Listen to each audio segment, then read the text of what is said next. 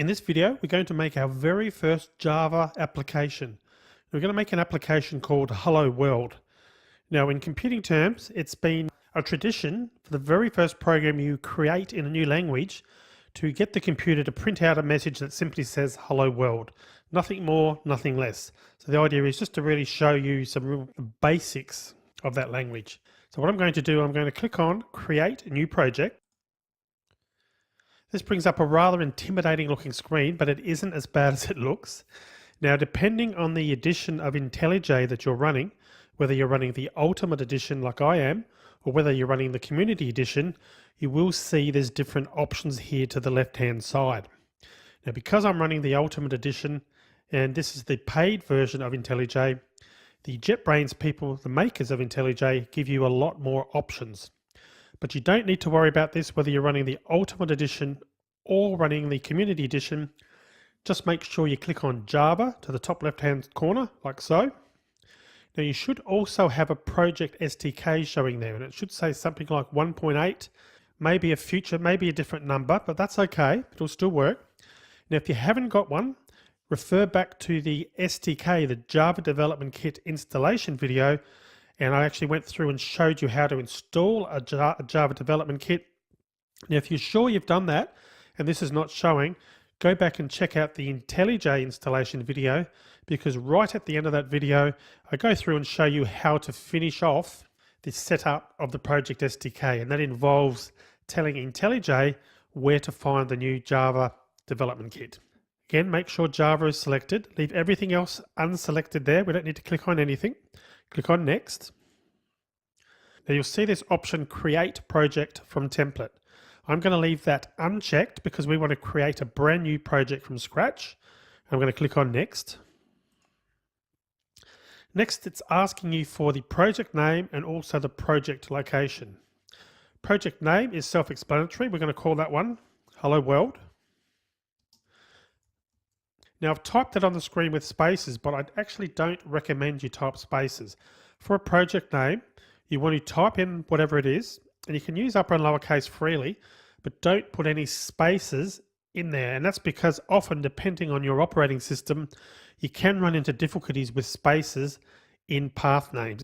So I suggest you leave that like so. So I'm calling this one Hello World. Typed it correctly this time. And if you click on more settings down the bottom, you get some other options, and it gives you things like the content root, the project format, and the module file location. We don't need to worry about any of that at this stage. We can just stick to the basics, which was the project name, Hello World, and the project location. I'm going to change this location to another location though, and because this is my first Java application on this computer, you can see I've got a project location, and that's because I've been creating a Java application for another one of my courses. I don't want to put my source code in there. What I want to do is I want to click on this button over here to the right, and I want to navigate to a new folder, and I want to create a new folder that's going to contain all the Java code that we'll be using for this course. So to make it simple, I'm just going to click on Desktop, and I'm going to click on New Folder, and I'm going to type in Java Programs, and click on Create. And that's going to be the folder that I'm going to store all my Java code in. I'm going to click on Choose, and you can see it's now updated, and it's actually updated to point to that path.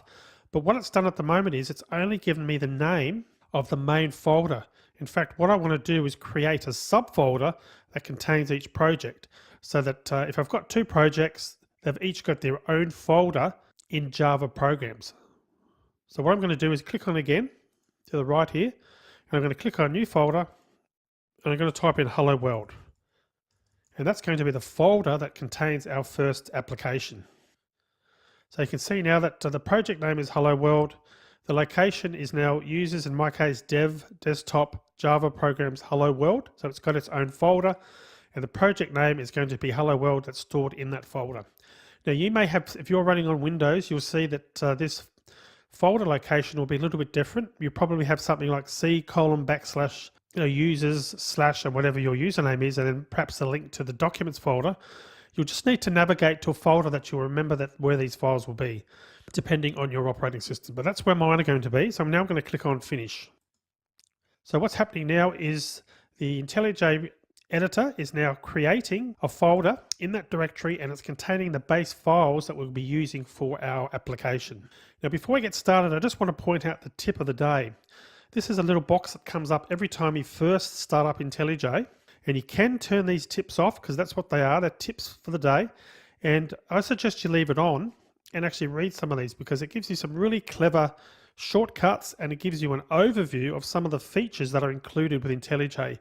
Definitely worth your time to read some of these, and you can click on next to go through and read what some of the other tips are. And again, it's just a great way for finding out some of the capabilities that the IntelliJ IDEA product has got to really save you a lot of time when it comes to development. I'm going to click on close, and I'm going to leave the tips on, but if for some reason you didn't want the tips to show, just click on the checkbox. So what we're going to do now is click on this little button down here to the left, which is called on a Mac a disclosure triangle, but in any event you'll click that and it just opens up, as you can see. And I'm going to click here where it says SRC, which is the abbreviation for source, and what that is the location where we'll be putting our Java source code. So I'm going to right click that now. You notice when I click it, I get what is a huge menu of options, and believe it or not, down the track, once you've had a bit of experience with Java, a lot of these will make a lot more sense to you. Right now I can see that's probably overwhelming, but you don't need to memorize anything. The only thing you need to do is click on New and come over here where it says Java Class and click on Java Class. This brings up a little window, and IntelliJ is now saying, what is the name of the class that you want to create? Now don't worry if you don't know what a class is. In later lectures, we're going to be going through in detail and explaining what classes are. For now, it's good for you just to follow along and do what I'm doing. And when we get to the stage of you needing to know more about class, I'm going to go into that in more detail. Let's create one, and we're just going to call it hello. Okay, and I'm going to click on OK. Now don't be too concerned about the contents that are on the screen. We're going to go through that in detail in future videos. For now, let's just get a basic program up and working in IntelliJ so that we can actually tick the box that says we've created our first Java application and we've actually run it. I'm going to press enter on the end of the first line. I'm going to type public, static, void. I'm putting spaces between them. Now as you're typing, do make sure you type in exactly the same case with exactly the same spelling as you can see me typing. It's very common for new programmers or people using another programming language to type things in to make typing mistakes or to type things in a different case. For example, instead of a lowercase p for the start of the word public, if they typed an uppercase P, you'll get a completely different result. In this case, it's highlighted in red, which is saying that there's an error. So do make sure you check your code carefully, that you're typing it in exactly as you see me type it. And if you see anything like this in red, you can just put your mouse over it and IntelliJ will normally tell you what the problem is. In this case, it's saying cannot resolve symbol public. And that's because the first letter was typed in uppercase. So I'm going to make that lowercase again. So let's finish off our first program. So public static void main with spaces in between, then a regular bracket, the word string with a capital S, and I'm going to put two square brackets. You notice those brackets are a little bit different to the other brackets we've used. And the word args, I'm going to put a brace now. The brace is the same character as the one you see after the word hello. Okay, now we've done that. So now we're going to type system with a capital S, dot, out, dot, print, L. And as I typed the L, you notice that IntelliJ come up and said, oh, do you mean print lin, which is an abbreviation for print line. So if you want that and you're happy with that, you just double click that if you want. And you notice how IntelliJ filled out the rest of the line for us, which is great. So what I'm going to do is go back here to these little brackets, and I'm going to type in a double quote. And notice how I typed only one double quote, but IntelliJ added the second one automatically. And that's because IntelliJ is saying quite rightly, well, if you type one double quote, you need to have a second one to make it valid in Java. So it quite conveniently added that for you. So in those double quotes, I'm going to type hello, comma, world, and I'm going to put an exclamation mark after it. So at this point, we're now done with our first Java application. We've created a valid Java application. We know that it's valid because there's no red errors on the screen. We can't see any errors showing up. So the next thing to do is to actually run the application. So how do we actually get it to do something? Because this system.out.println, or println, which is an abbreviation for, is meant to display hello world, the message, somewhere on the computer. Well, it turns out that running it is quite easy. You just need to literally right click. That brings up a menu with a lot of options, but the one you want is run hello.main. So I'm going to click on that. You notice something happened. Something happened down the bottom briefly, and now a little window's appeared, and you can now see that we've actually got a message which says hello world.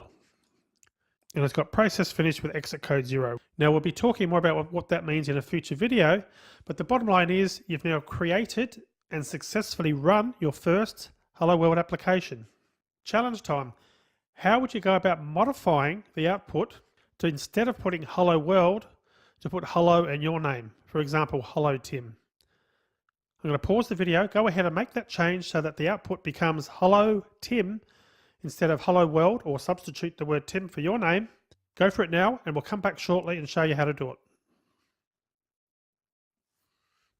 Welcome back. So did you get that going okay? Well, it turns out the change is pretty easy. All we really need to do is we need to go into here, and we can go back and just delete it as we would be using a normal word processor. Delete those characters out and type in your name like so. And if you want to, put an exclamation mark. Doing that will actually display the message hello Tim, but to see that message on the screen, again, we need to right click and click on run. And you can see down the bottom of the screen, we've now got hello Tim. So that's it. That's our first very basic Java application.